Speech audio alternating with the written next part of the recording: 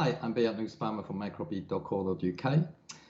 It's been a rather dull week until actually last night when we had various Fed speakers, of which one, Federal Reserve Governor Williams, has really set the market alight with his comments about neutral rate to be around 0.5%, natural rate of unemployment around 4%. The dollar took really a nosedive. Gold rallied very hard. Stocks started to rally on the back of it as the market really suggested that the Fed is shifting gear towards probably more aggressive rate cuts. After we had, a rather strong reaction in the market, we've seen the Federal Reserve from New York coming out to actually tell us that Federal Governor Williams held an academic speak rather than a policy speech. So, the market started to calm down, retrace a little bit, but I think the seed is kind of out there, planted, that the Fed actually may have some progress in understanding where the lack of inflation is, and so on and so forth. So I would still expect the Fed to cut rates, which more or less Jay Powell already told us 2 weeks ago.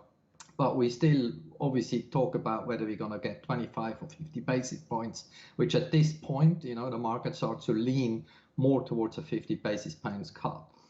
Further, I think the Federal Reserve understands that it actually might be the global central bank that has yet again to take care of global growth, given that a lot of other central banks really run out of bullets, so to speak. I would just like to go into some of the slides. So the first slide we're going to be looking at is the data price index. What we see here is the blue line that you see was when we had the last FOMC meeting. Obviously, we had a further dip into end of June in terms of data, weaker data, and then suddenly from then on, we've seen an increase. Better data is coming through, second tier data improve. So the market is really wondering, if that is a true backdrop for a rate cut, and possibly rightly so, given they always claim it to be data dependent. On the next slide, we see the Baltic Dry Index over PMIs. This is a slide I showed early in the year when we had this big drop in the Baltic Dry Index that actually then led to more disappointing global growth data. But surprisingly, what we see now is a big rally in the Baltic Dry Index. And obviously there's a time lag, but if that curve really is correct, we would expect the PMIs, global PMIs, to start to bounce, which obviously can be more the global economy than just the US economy, but there is a chance that things really start to balance itself out. On the next slide, we look at the dollar index. The dollar index, as you can see, had a big drop yesterday on the back of these comments from Fed Williams. Generally, we're still in this sort of sideways market, awaiting really the 31st of July, the FOMC meeting. We have the ECB obviously next week that we expect to be dovish, not cutting rates just yet, but really setting out the timeline for possible further easing in September. But at this point, with the minor small cuts that we see, even if they restart QE, I think the big one is the Fed. And if the Fed really signals starting to ease, it's going to be the bigger story. So the dollar index might chop around a little bit next week. But once we pass ECB, I expect the dollar really starting to weaken.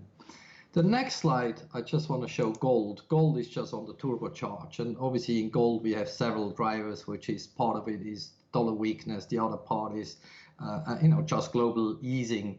And, with one eye always on, the chance of a drop in equities on the back of the trade war. So the gold guys are really on fire, and it just seems like this trend will just continue. May chop around a little bit here, but the general trend seems to be still higher.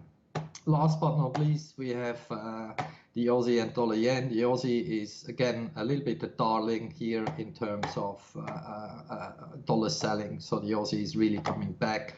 And the last slide we have is dollar yen. That's probably the risky one, where if you remember, we had a lot of Japanese life investors talking about buying US bonds unhedged. So there's a really big risk on the dollar yen on the downside. This is it for me, Beat Nussbaumer, macrobeat.co.uk. Thanks very much.